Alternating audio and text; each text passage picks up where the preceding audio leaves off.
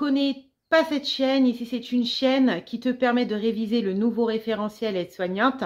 Je suis aussi ici pour vous conseiller, vous rassurer, mais vous guider aussi lors de cette année de formation qui risque d'être rude, mais très enrichissante, que ça soit au niveau des stages, des rédactions ou même des examens. Voilà, je vous prépare à tout ça. Et pour les aides-soignants, je suis aussi là pour vous. Si vous avez des conseils sur des endroits où y travailler, au niveau du salaire ou autre, n'hésitez pas. Je serai ravie aussi de vous aider et de faire des vidéos qui vous intéresseraient tout simplement.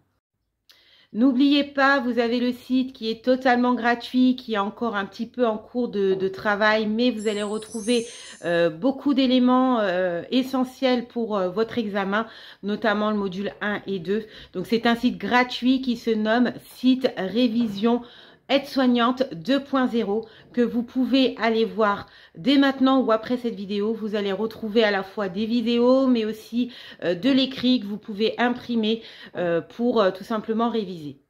Autre chose pour ceux qui n'ont pas le temps, qui ne savent pas comment faire, qui ne savent pas synthétiser et cibler des éléments importants pour passer l'examen, je fais des fiches révision.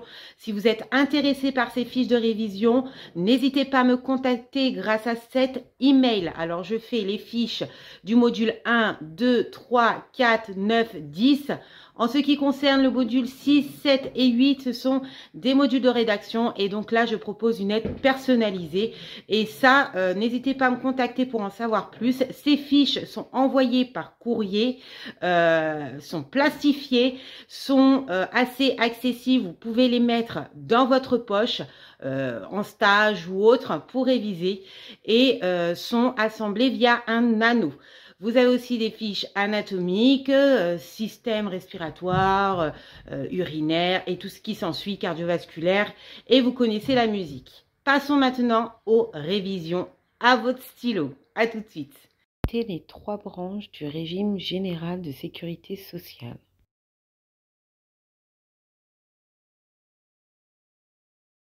Branche maladie, vieillesse et famille. Citez les 5 dimensions de soins.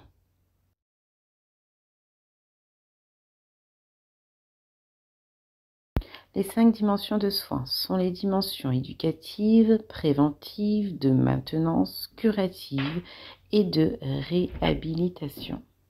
Qu'est-ce que soigner?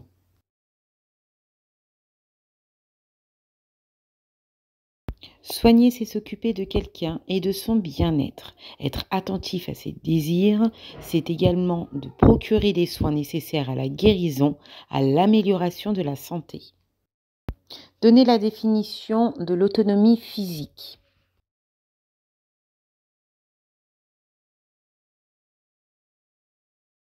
C'est la capacité sans aucune aide à se déplacer, à réaliser seul les gestes de la vie quotidienne et à s'adapter aux situations rencontrées. Citez 4 mesures à prendre pour l'aide à la marche d'un patient qui se déplace sans matériel.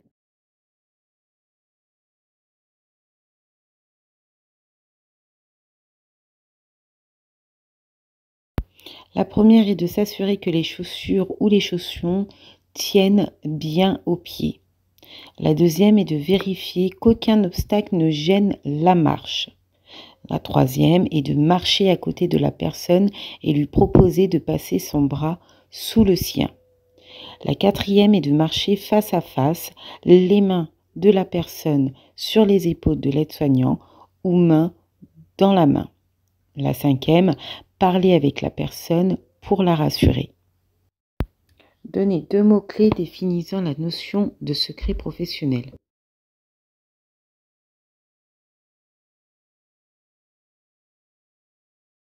Obligations et droits.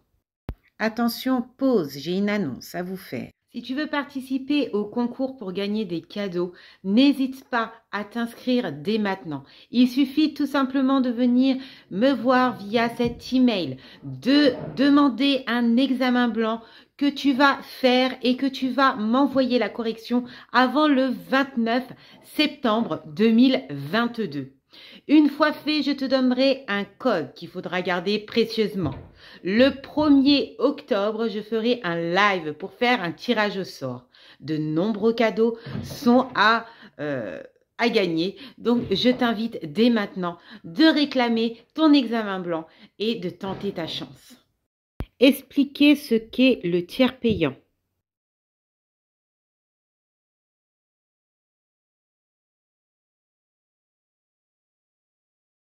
C'est tout simplement une procédure dispensant l'assuré social de faire l'avance des frais pris en charge par l'assurance maladie. La part de la sécurité sociale est réglée directement par la CPAM, au médecin, au pharmacien, l'auxiliaire de soins. L'assuré ne paye que le ticket modérateur. Citer 8 actions pour installer un patient la nuit.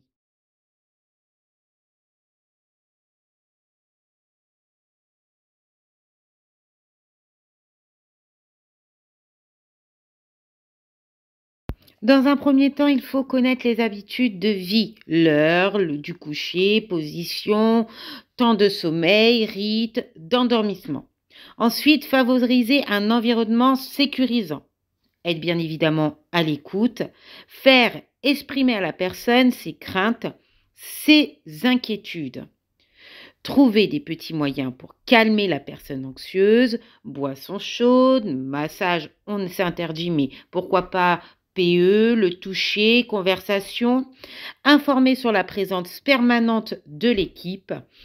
Selon les habitudes, laisser la porte ouverte ou bien fermée, ainsi que la lumière, assurer l'hygiène et le confort de la personne, créer aussi une atmosphère de calme, aérer la chambre s'il le faut, refaire et préparer le lit, drap tiré, sans miettes, oreiller en dessous de la tête, s'enquérir de nombreuses couvertures si besoin, procéder au change si nécessaire, veiller à l'hygiène bien évidemment dentaire, emmener aux toilettes ou proposer le bassin, habiller le patient ou le résident pour la nuit, proposer un effleurage du dos relaxant ou si nécessaire faire des préventions d'escarres, installer confortablement la personne en tenant compte des appareils, mettre à portée de main ce dont la personne pourrait